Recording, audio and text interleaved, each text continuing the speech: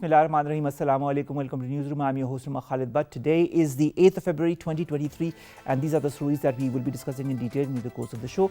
We'll begin with the latest updates as far as the earthquake that struck Türkiye as well as Syria is concerned. The latest casualties, as per Al Jazeera, is that the number of casualties, as in those who have lost their lives, have perished as a result of this earthquake, has crossed 11,000. And at the same time, from Türkiye, 8,700 or more have lost their lives, whereas from Syria, although the numbers from Syria are not coming as they are coming from Türkiye, nevertheless, the number of those who have perished is more than 2,500. A lot of buildings have collapsed, a lot of people need help, children need help. There are a lot of rescue stories that have made the headlines across the world on how children were brought back from the rubble after 40 to 50 hours, whether it be in Syria or in Türkiye. There are heartening stories, but at the same time there is a lot of anguish within the people as well as to how their future will be happening and under the current circumstances and the number of aftershocks that are happening. A lot of people are saying that the number of aftershocks are going to remain for a couple of days. This is going to be our leading segment, and of course Pakistan, that is on the forefront to help its Syrian and Turk brothers. Our second segment, ladies and gentlemen, today concerns the Aman exercise, the 23rd Aman exercise, as far as, and also the Pakistan International Maritime Expo and Conference, otherwise known as PIMEC. To date, 7 exercises have been conducted, and the 8th exercise now is planned in this very month, and in which around 50 countries will be participating. What is the importance of these Aman exercises? What is PIMEC? How important is the collaboration of these 50 countries? What do these 50 countries get from coming to Pakistan and jointly doing these exercises? We'll be discussing that and more during the course of our second story. And our third story concerns Google, that has said that it is going to release a controversial chatbot named Bard, which will set up an artificial intelligence showdown with Microsoft, that has invested billions in the creators of ChatGPT. We've all heard about ChatGPT. If not, go to social media. There are tons of articles as far as ChatGPT are concerned and how it has changed the lives of many. So, of course, all the major platforms, social media platforms, want to follow suit and want to create their own version of ChatGPT. This software convincingly mimics human writing. Let's come to our first segment, and that concerns the earthquake that has happened in Türkiye and Syria, the thousands of lives that have been lost, and the thousands more that have been injured, and the scores of people who have been rendered homeless. More in the following report. But before we go to the report, let's come to our guest who has joined us, Dr. Jamil Ahmad Khan, former ambassador and foreign affairs analyst, joins us online. Sir, thank you very much to have joined us. When you look at the casualties, Dr. Saab, as far as the earthquake in Türkiye and in Syria are concerned, does that surprise you, the increase in the number of casualties? Should we expect this number to further rise in the coming days? In any such disaster, particularly earthquake, the casualties, what you are seeing is, if not double, it becomes triple. So I am only wishing that it should restrict to minimum casualties, because once the rubble starts being removed, and once those injured people, we don't have the exact figures. It has not been released yet because the government still is trying to ascertain about the number of injured people. So normally, as a thumb rule, the injured people in any such disaster are minimum 3 times. So that means about 33,000, about 40,000 people injured. And what happens is, out of those injured, about 1/4 is come to those injuries. So we are only wishing and praying that the casualty should be minimized. And the reasons why I'm expecting that the casualties could be reduced is that there are about more than 330 rescue teams arrived just within about 48 hours in Turkey, and including Pakistan's team, which has reached there with 3C-130 aircraft of the C-130 of the Air Force. So so many countries have gone there, and Turkey has latest equipment. The areas where this thing has happened, they've been able to not at all the places, but in some places they have reached. Turkey and Syria together, they have suffered a very heavy losses. But we are mindful that in any difficult time, Turkey was there to stand with Pakistan. And Pakistani people during the United India time, from 1919 to 1923, once there was a national movement, war of independence, people of this part of the world, which is now Pakistan, they had gone in a very large number. And Turkish people, they still remember it. And they remember it from the core of their heart. They respect it. So at the same time, in 2005, once we had this disaster in our country, Turkey was one of those very first country which sent 30 C-130 aircraft with medicines, with relief package of about 150 million, financial assistance about 100 million, relief goods worth of 50 million, including 1 million blankets, and also flour and the sugar. So much of assistance. And the two Turkish relief workers, they died during the rescue phase of the earthquake of Pakistan in 2005, or rather 8th October 2005. So we don't forget that, and we have not forgotten their kind of relief to us, the assistance to us. And what to talk of earthquake, even during flood, the mega flood and super flood, both. The Of recent course, one and the Turkey, previous one, Dr. the Saab, Turkish. Turkey has really always been there for Pakistan in times of need. And as you have enunciated about the different examples, the different tough times which Pakistan has faced, and Turkey was always there for Pakistan. And of course, it is but normal that Pakistan reciprocates in this time of need for its brother country of Turkey. In this time also, 3 months of emergency has been imposed by Recep Tayyip Erdogan. Do you feel that in these 3 months, Turkey will be able to stand on its own, looking at the devastation and also looking at the aftershocks that have not yet finished? Oh, that's right. In fact, these 3 months, which appears that they want to have this for the relief, rescue, and the initial stabilization.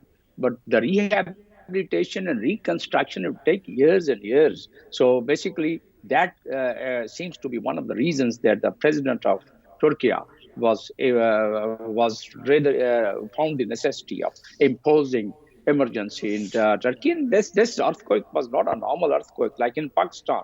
It was 7.6 in Pakistan magnitude.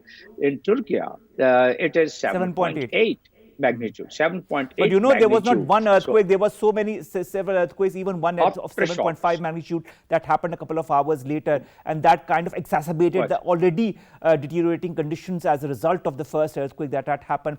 Around more than 70 countries are helping Turkey in this hour of need. How do you see the global response to this devastation in Turkey as well as in Syria? I think to start with, within about 48 hours, these many number of rescue teams, which I just said, 330 rescue teams, which means a large number of people with their relief, the initial relief, the equipment, they have reached there, which seems that it's a very reasonable response which Turkey has got it. Therefore, I expect that there would be more because UN OCHA has already mobilized the world community, and the world community is now quite mobilized to send more teams and more relief and more assistance. And not only that, I am skeptical about the voice sound because I'm not hearing anything. So if it's okay and if the sound is okay, I should proceed. Yes, we are hearing you properly, Dr. Saab. No issues from our Okay, end. all right. That's perfect. Now, the refugees of Syrians, there are 4 million, who have been affected by this earthquake. So we would not forget even those people, the refugees who were already on the assistance of the UN. So they have also been devastated on that. Turkey, basically with the aftershock, but they are expected, or I only hope it doesn't happen, but they are situated on the Anatolian plate. And that means it's running from the two major fault line. So we should only wish that, the further shocks and further devastation should not happen, and it run from west to east. So we are quite skeptical about it, and that could be one of the major reasons that the 3 months emergency has been imposed.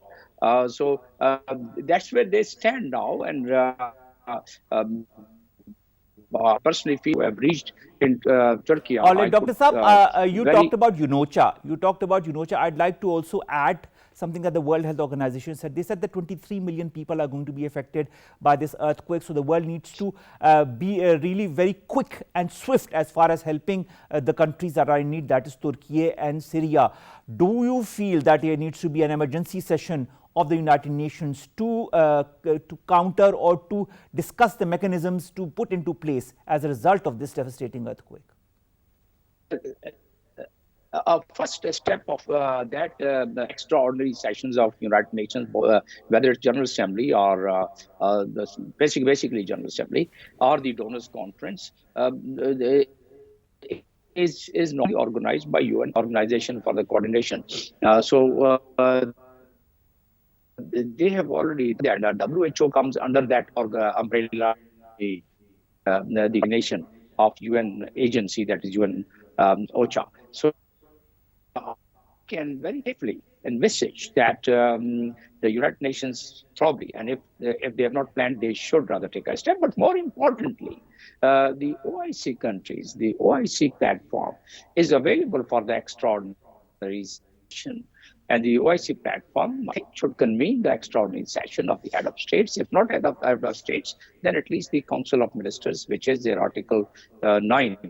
If I remember it correctly. So Article 9 of the Charter of OIC, if they invoke that, they should also pool up their resources and help Turkey on this. That's one of the ingredients of the purpose and the preamble of the OIC countries, 57 countries together, and that could make a huge difference. It's a member country of the OIC, and I think the Turkish people, they definitely deserve that the platform, which is meant for the collaboration of Muslim countries, they should gear up themselves.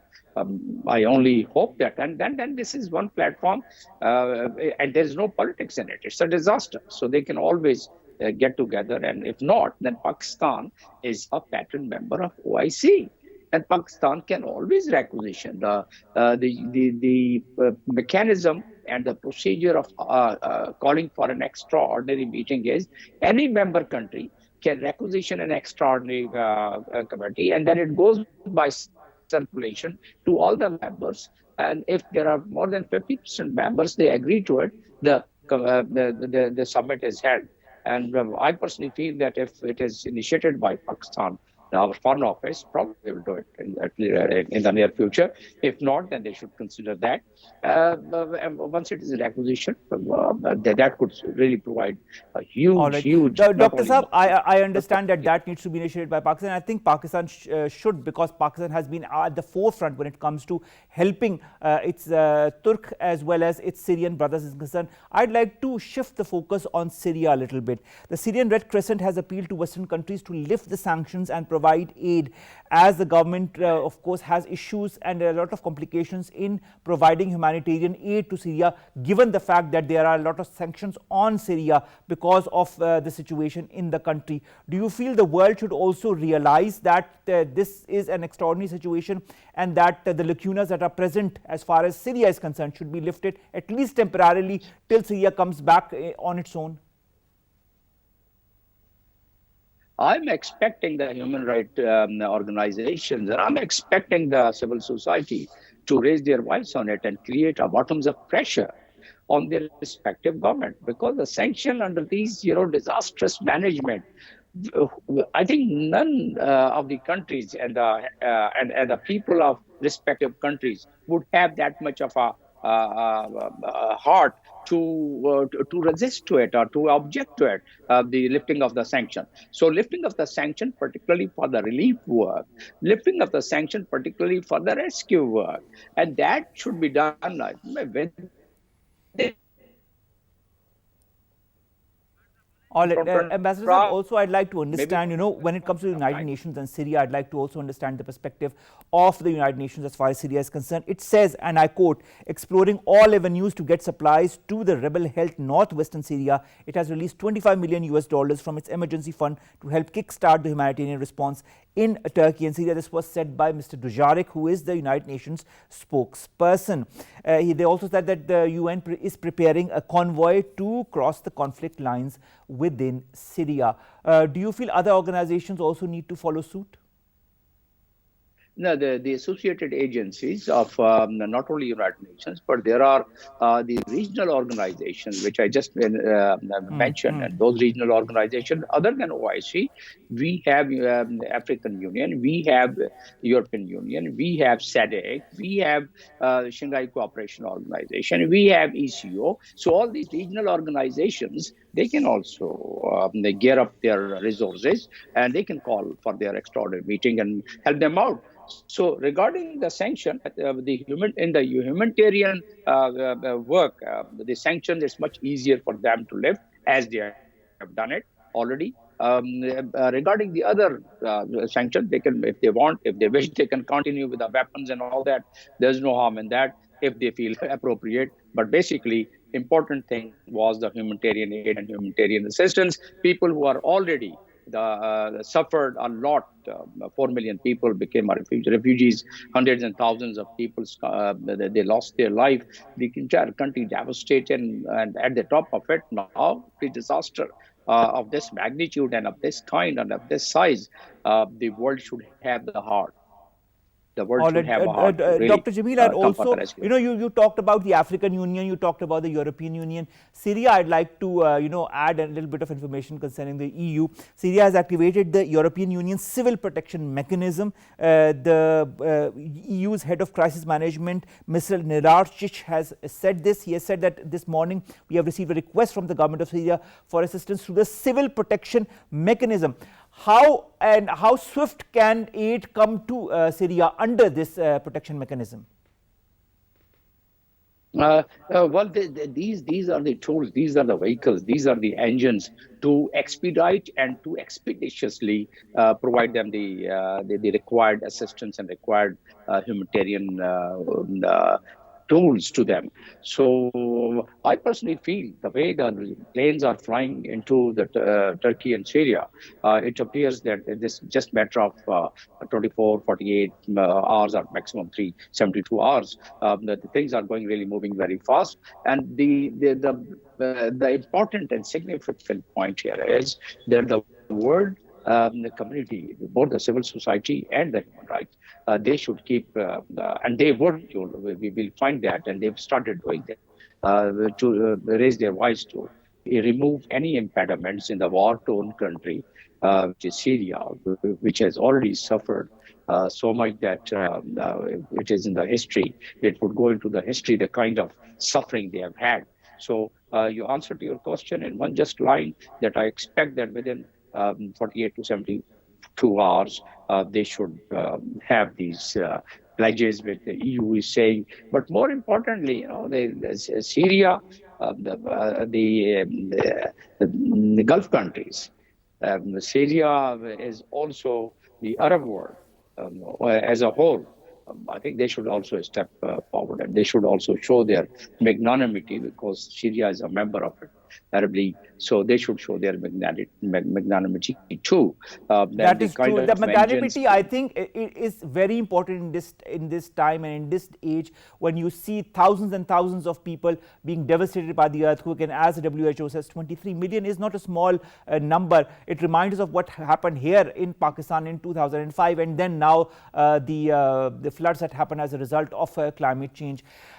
When it comes to Pakistan, having gone through such an event itself, do you feel the efforts that it is making towards Turkey is because it understands how a country goes through and what it goes through once some devastation like an earthquake happens to it. Because whether it be the Prime Minister's relief fund for the Turkey earthquake victims, whether it be the international organizations like the Pakistan Red Crescent Society that has donated $50,000, whether it be the cabinet members who have donated 1 month of their salary, and whether it be all the philanthropists that are working together now to help Turkey. Do you feel Pakistan understands the plight of the people in Turkey and Syria because it has gone through this devastation itself? Pakistan feels a pain in their heart. In fact, not only understand them, they quite understand them because they have really gone through that and they have seen how the rescue and relief work. It helps basically. Regarding the Red Crescent, Turkey was the first organization which landed in the area of earthquake affected area on the 8th of October. 9th, Red Crescent Turkey was there. In the area. So Red Crescent, I'm myself a board member of Red Crescent, and that move was already just through the circulation, through the consultation, and now there are many more to come. And the Red Crescent Pakistan is mobilizing itself to really come up with the maximum, not only assistance, but it's more important in the relation of Turkey and Pakistan is that feelings. Pakistanis, they are already resonating those feelings, and Pakistanis showing that gestures. Turkey knows about Pakistan's handicaps and Pakistan's constraints so far as the finances are concerned, so far as the foreign exchange is concerned. But they I'm sure, they appreciate the gestures which is shown. So Pakistan has shown a very good gesture that within no time they were able to fly a C-130 with a full relief work. And when those relief workers... And also all the teams that are there, the teams that are there to help those there, the doctors, the nurses, the paramedic staff that are also there to help those who are in need. I think the gesture from Pakistan is exemplary, to say the least. Quite right. And you'll see in the coming days and coming hours, you'll see some announcements from our philanthropic organizations. And you'll see that those they would also start flying to Turkey. Already there is a presence of ED in Syria, and they are doing their work. I guess they will further mobilize, and there are other organizations, NGOs, they will mobilize from Pakistan, and they would also participate in this disaster affected area.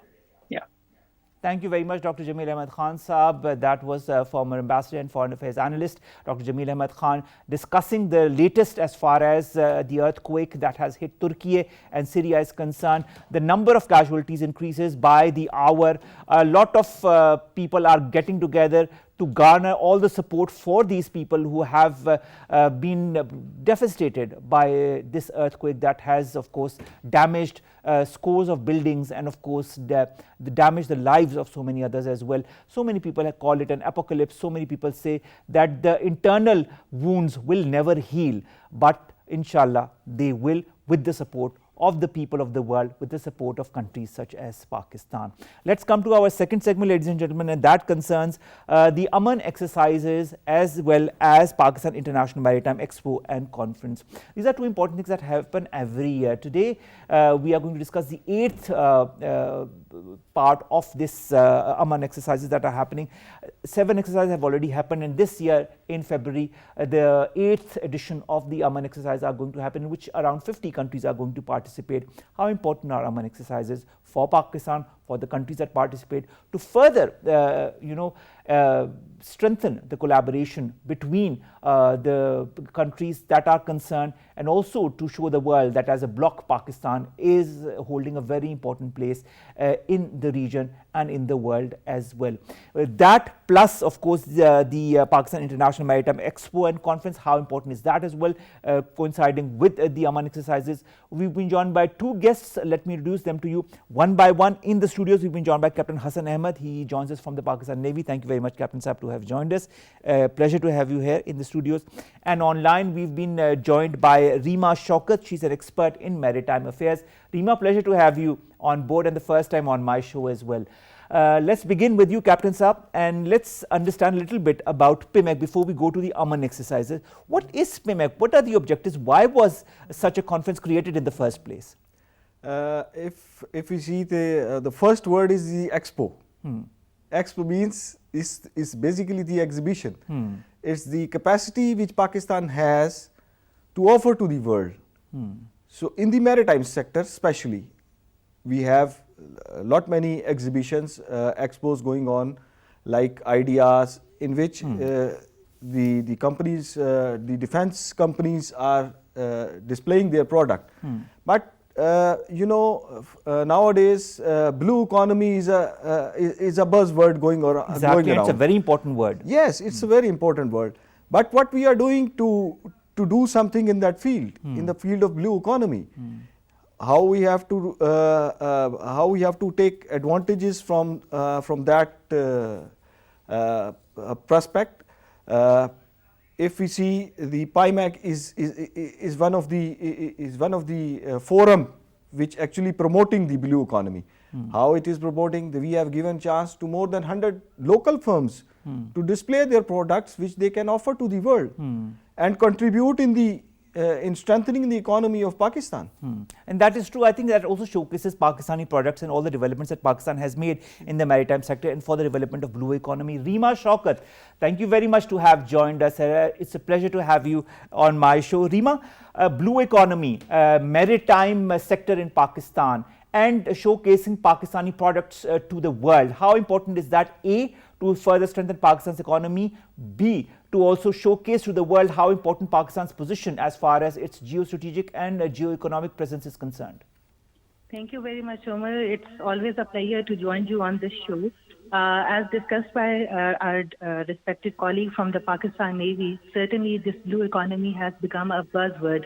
And if you recall, year 2020 was declared as the year of blue economy for the Pakistan, but unfortunately because of COVID pandemic, we were not able to explore the potentials which actually Pakistan has.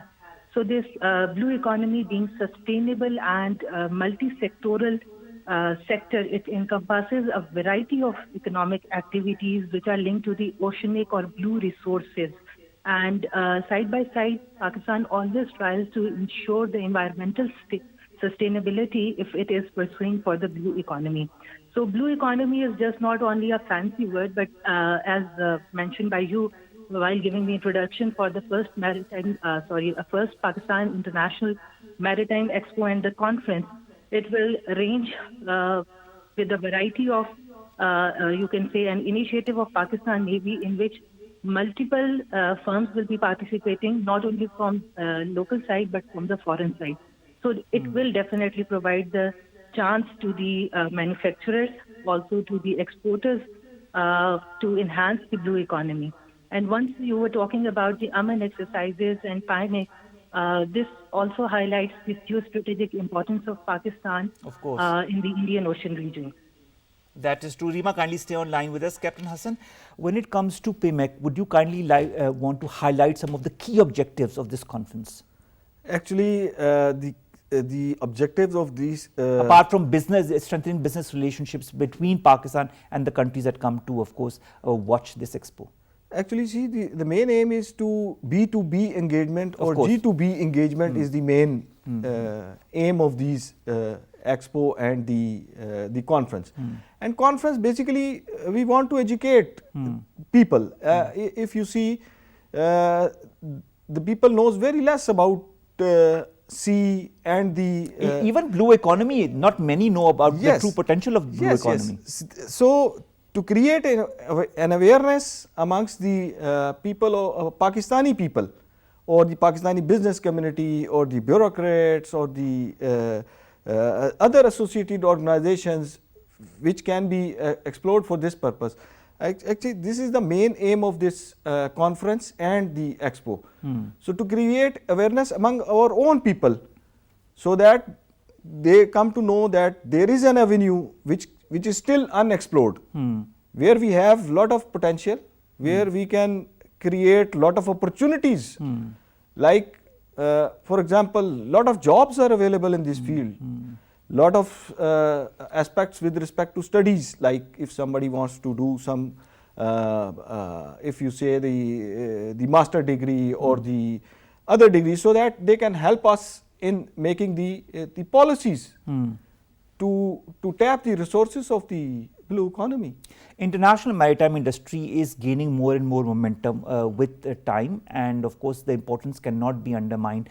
How important is this forum as well to not only highlight Pakistan's positioning in the international maritime industry, but also invite people from different countries and different maritime industries to collaborate with Pakistan? Yes, sure. If you see definitely the condition or the economy of our country is such that we need the investors not only from the country, but the foreign investors as well in this in Pakistan. Foreign investment, how we can explore that part of, once our local industry will display our product, that will invite the foreign investor, okay, we can invest with them and we can get the benefit out of this.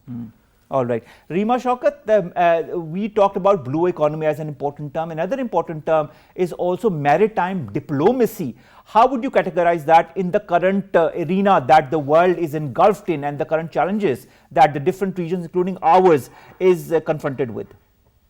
Omar, I would like to continue with the blue economy. All right. Captain was mentioning, and then I'll come to this maritime diplomacy part.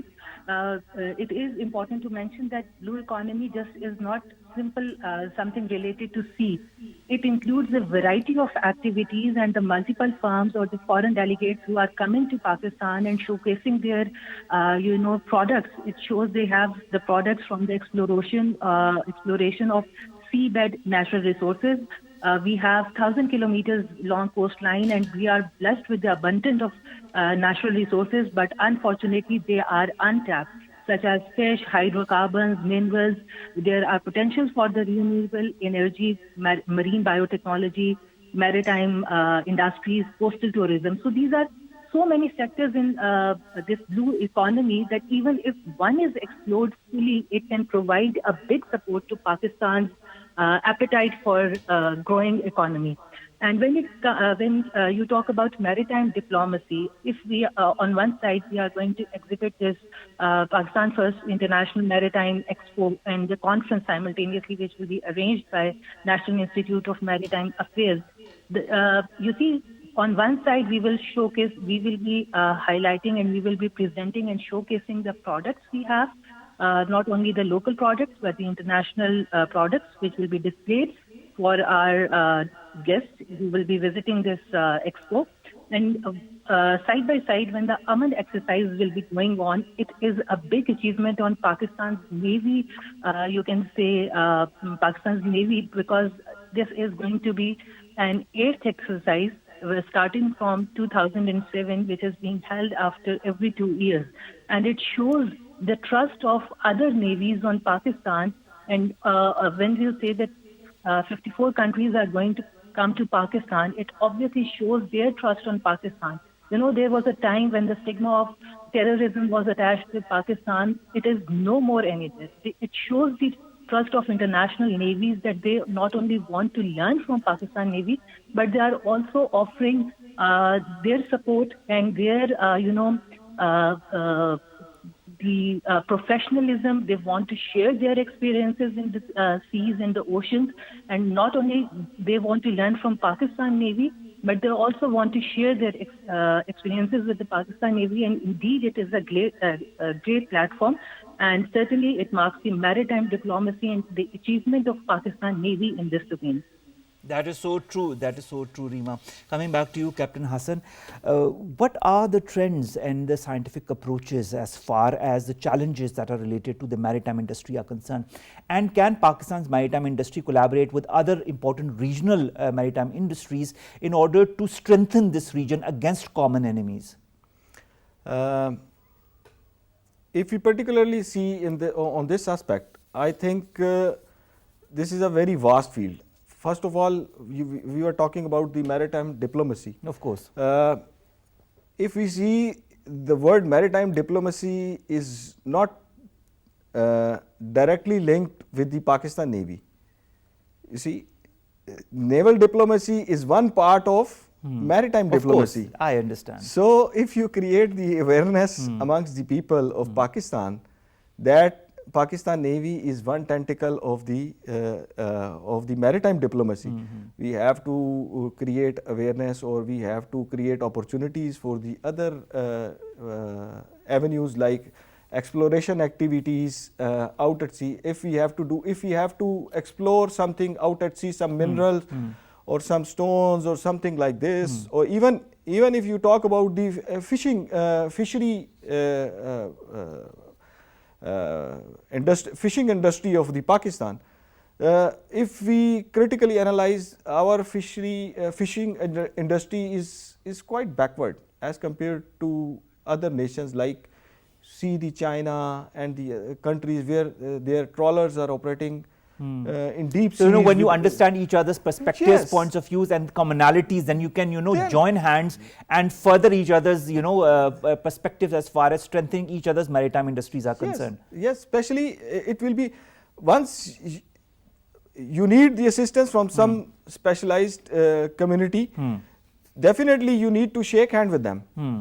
To create awareness, if we want to create awareness or collaboration between the fishing industry of Pakistan and fishing industry of some Chinese or something, some other country which has a That is true, and also, strengthen Pakistan's positioning in the region as far as our maritime industry is concerned. And we're not lagging behind any other maritime industry. We just need to showcase all the different, concepts and issues that we have in a positive light to the world, to different maritime industries, and this PIMEC is going to be an ideal forum for that as well.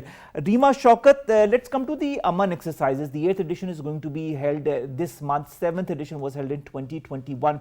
Very important exercises, around 50 countries participate in it, and the results are always extremely encouraging. When you look at the objectives, it is not only to promote Pakistan's positive image, but also consolidate our Navy's positioning in the regional maritime arena and the interoperability between the different maritime agencies of those countries that work together with Pakistan in this exercise. What have we achieved so far in the 7 previous exercises?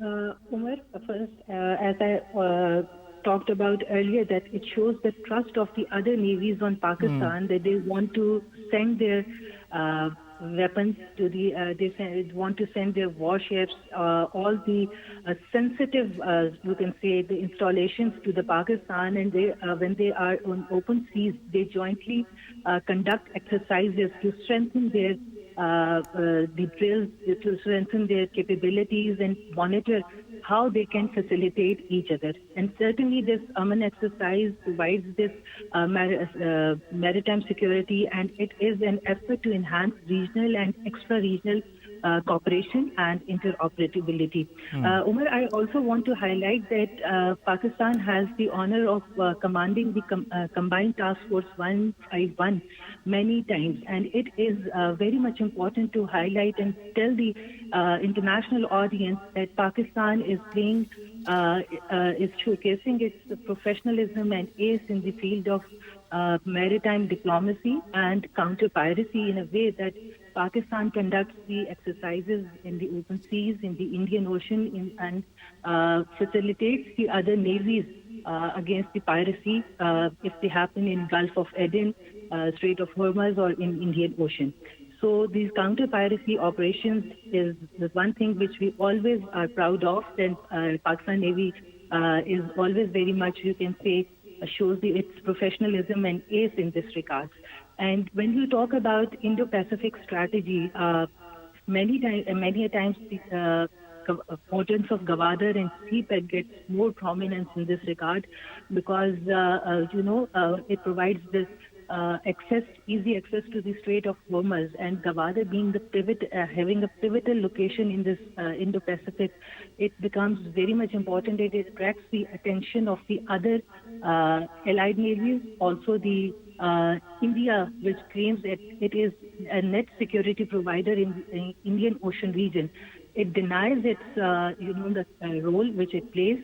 the Pakistan has the full potential to showcase, to tell the rest of the world how much potential its Pakistan Navy has, and they are always at the forefront when it comes to the security of its own country or even in the Indian Ocean region. Reema, of course, very important points, and thank you for highlighting all of those, because there are a lot of viewers that are listening to us that don't know the exact importance of the Aman exercises and the different conditionalities that are attached to it and the modalities that are attached to it. Thank you so very much, Reema, Shaukat, to have joined us, to have talked to us about Pakistan's maritime industry, its importance in the context of PIMEC as well as the 8th Aman exercises. Finally, the major events, Captain and Saab, are divided into the harbour activities and sea activities. Now, the 8th edition is there, and you more or less are attuned to how Pakistan hosts the Aman exercises. How much importance do you give to both of these activities, the harbour activities and the sea activities, or do you give equal importance to the two? I think both are equally important. Harbour activities, why? Once some navies which are coming from far away distances, they get a chance to do the tabletop discussions, or share their ideas, share their views about the conduct of the exercise, do some cultural activities as well. This is a very important aspect of this exercise, to share their culture, promote their culture, show their culture, display their culture. Like there are some the international bands which are coming here, some of the EOD teams are coming to Pakistan, some special operation teams which are coming to Pakistan. So these activities are actually planned in the harbour. Okay. And once they go to sea, then if you see, there are navies with whom we might not have operated in the but that gives you the opportunity to work with them together, and understand each other's perspective on different issues. Exactly. If you see the motto of the exercise, it's together for peace. We are not here to train ourselves for war. We are here to train ourselves to operate in a peace, in perfect harmony. And I think that's very important. The message that you want to put across, together for peace, is important in the current context of so many conflicts that are happening across the world, in the region as well, to show the world that, when the different maritime industries or organizations get together, it is not to create a joint front against an enemy, but it is to promote an understanding amongst each other and to create that aura of peace that others need to follow suit. Very, very exactly. Very rightly said. Captain Saab, thank you very much. Captain Hassan Ahmad from the Pakistan Navy joining us to talk about PIMEC as well as the 8th Aman exercises. Finally, before I leave you, how enthusiastic are you about this edition of the Aman exercise? If you see, the exercise is gradually expanding and expanding and expanding. You see, you have talked about that 50 countries are coming here, and Pakistan Navy has to host all those countries. So you can imagine the quantum of the coordination and preparations which are there. And this preparation and coordination doesn't start from today. It has already started years back, and now we have to see the result of that preparation and the hard work which we have put in. But we are very proud of our forces, and we are very proud of our Navy to have hosted these Aman exercises with such professionalism, and inshallah ta'ala this time it will be no different. And I'm sure all the countries that will come to participate, not only in the Aman exercises but also participate in PIMEC, will go back with a very positive image of Pakistan and the need to further collaborate with our maritime industry. We hope and we wish you all the very best for PIMEC as well as for the 8th Aman exercise. Thank you very much, Captain Saab, to have joined us. That was Captain Hassan Ahmad from the Pakistan Navy joining us, talking to us about PIMEC as well as the 8th Aman exercises that are going to begin this very month. Let's end today's show. I'd like to continue, but we have to end the show nevertheless at some time by news from the internet. Now, Google is to release a rival of chatgpt, which is known as Bard. On Monday, it said it is going to